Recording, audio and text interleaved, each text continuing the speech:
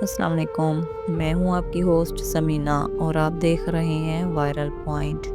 آج میں آپ کے لیے ایک اور چھوٹی سی کہانی لے کر آئی ہوں جس کا عنوان ہے عمر کا فرق اور قربانی کی محبت۔ دیکھتے ہیں کہ اس کہانی میں محبت کی قربانی عمر کی وجہ سے دی گئی ہے یا کوئی اور وجہ ہے۔ تو یہ جاننے کے لیے ہمیں کہانی پڑھنی پڑے گی۔ جب تک کہانی نہیں پڑھیں گے ہمیں اس بات کا پتہ نہیں چلے گا۔ تو چلیے کہانی شروع کرتے ہیں۔ زندگی بعض اوقات ایسے موڑ پر لے آتی ہے جہاں کچھ انجان لوگ آپ کی کہانی کا سب سے اہم حصہ بن جاتے ہیں۔ ایسا ہی کچھ علی اور عائشہ کے ساتھ ہوا۔ علی ایک لاپرواہ شوخ اور زندگی کو مذاق سمجھنے والا لڑکا جو کالج میں پہلے سال میں تھا۔ عائشہ ایک سنجیدہ، سمجھدار اور اپنی تعلیم پر دھیان دینے والی لڑکی جو فائنل ایئر کی طالبہ تھی۔ یہ دونوں بالکل مختلف دنیاؤں کے لوگ تھے، مگر شاید قسمت چاہتی تھی کہ وہ ایک دوسرے کے ساتھ جڑ جائیں۔ علی کے دوستوں کا ایک گروپ تھا جو ہمیشہ مستی میں رہتا تھا، تفریح کرتا اور تعلیم کو زیادہ سنجیدگی سے نہیں لیتا تھا۔ دوسری طرف عائشہ کا گروپ ہمیشہ پڑھائی اور مستقبل کی منصوبہ بندی میں مصروف رہتا تھا۔ پہلی نظر ایک دن کیفیٹیریا میں علی دوستوں کے ساتھ بیٹھا ہنسی مذاق کر رہا تھا کہ اچانک عائشہ کا گزر ہوا۔ وہ سفید شلوار قمیض میں ایک کتاب ہاتھ میں لیے کسی اور ہی دنیا میں مگن تھی۔ علی نے اپنے دوستوں سے ہنستے ہوئے کہا کہ یہ لڑکی کتنی ایٹیٹیوڈ میں رہتی ہے، کوئی بات بھی نہیں کرتا اس سے۔ علی کا ایک دوست بولا، بھائی یہ بہت شریف اور پڑھاکو لڑکی ہے، ہم جیسے لوگوں سے دور رہتی ہے۔ مگر علی کی نظر ایک پل بھی اس پر سے نہ ہٹی۔ کچھ دن بعد جب علی لائبریری میں گیا تو وہاں اسے عائشہ کتابوں میں گم نظر آئی۔ وہ بغیر سوچے سمجھے اس کے قریب جا کر بولا، میڈم آپ ہمیشہ کتابوں میں کیوں گم رہتی ہیں؟ کبھی مزے بھی کر لینے چاہیے زندگی میں۔ عائشہ نے ایک گہری سانس لی، نظریں اٹھائیں اور مسکرا کر کہا، زندگی صرف مزے کے لیے نہیں، اس میں کچھ مقصد بھی ہونا چاہیے۔ یہ جملہ علی کے دل پر نقش ہو گیا۔ آہستہ آہستہ وہ دونوں دوستوں کے مشترکہ گروپ میں شامل ہو گئے۔ شروع میں عائشہ نے علی پر زیادہ دھیان نہیں دیا، مگر ہر دن وہ اسے دیکھتی اور اس کی حرکتوں کو نوٹ کرتی رہی۔ علی ایک بگڑا ہوا مگر دل کا صاف لڑکا تھا، جسے بس صحیح راہ دکھانے والے کی ضرورت تھی۔ علی ہمیشہ بے پرواہ باتیں کرتا، مذاق کرتا اور لاپرواہی سے زندگی گزارتا۔ عائشہ ہمیشہ اس کی اصلاح کرتی، اسے سمجھاتی اور اسے زندگی کی حقیقتوں سے روشناس کراتی۔ تم ہمیشہ مستی کرتے ہو، کبھی اپنے مستقبل کے بارے میں سوچا ہے؟ علی نے کندھے اچکاتے ہوئے کہا، یار زندگی کا کیا بھروسہ، جو لمحہ ہے بس انجوائے کرو۔ یہ جملہ سن کر عائشہ کو غصہ آیا۔ علی، زندگی کا مطلب صرف وقت ضائع کرنا نہیں، کچھ بننا بھی ہوتا ہے۔ میں تمہیں یوں برباد نہیں ہونے دوں گی۔ یہ پہلی بار تھا کہ کسی نے علی کو اتنی سنجیدگی سے ڈانٹا تھا اور وہ برا بھی نہیں مانا تھا۔ علی اور عائشہ کی دوستی دن بدن گہری ہوتی گئی۔ علی صبح اٹھتے ہی عائشہ کو گڈ مارننگ کا میسیج بھیجتا۔ عائشہ ہمیشہ پوچھتی، کیا ناشتہ کیا؟ فضول چیزیں مت کھایا کرو، صحیح کھایا کرو۔ جب علی بیمار ہوتا عائشہ اسے دوائی لینے پر مجبور کرتی۔ جب بھی علی کسی غلط راستے پر جاتا عائشہ فوراً اسے روکتی، سمجھاتی، کبھی غصے سے کبھی پیار سے۔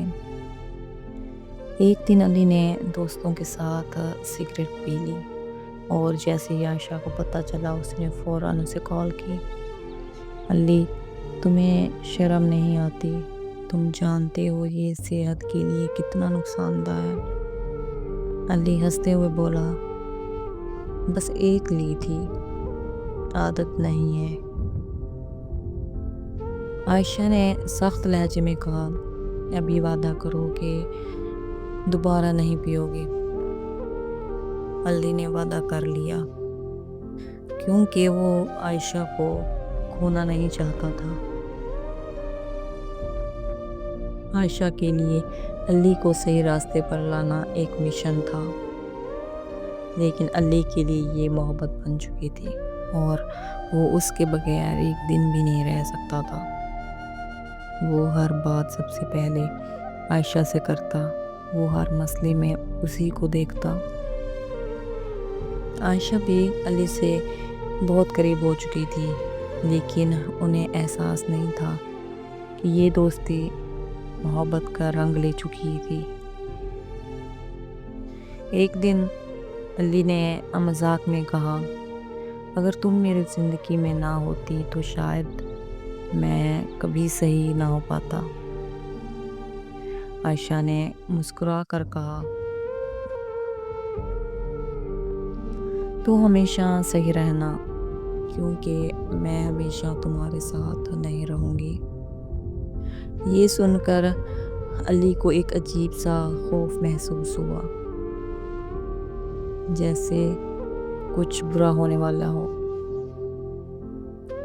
عائشہ کی ڈگری مکمل ہو چکی تھی اور وہ کالج چھوڑنے والی تھی۔ علی مایوس تھا اور وہ اسے کھونا نہیں چاہتا تھا۔ وہ ہر وقت عائشہ کو میسیجز کرتا، فون کرتا۔ جب کئی دن تک ملاقات نہ ہو سکی تو علی نے ایک دن رات کو عائشہ کو فون کیا، تم مجھے بھول رہی ہو؟ تمہیں میری یاد نہیں آتی؟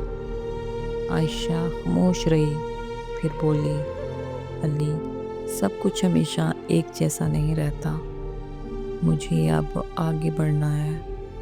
کچھ مہینے بعد علی کو پتہ چلا کہ عائشہ کی شادی طے ہو چکی ہے۔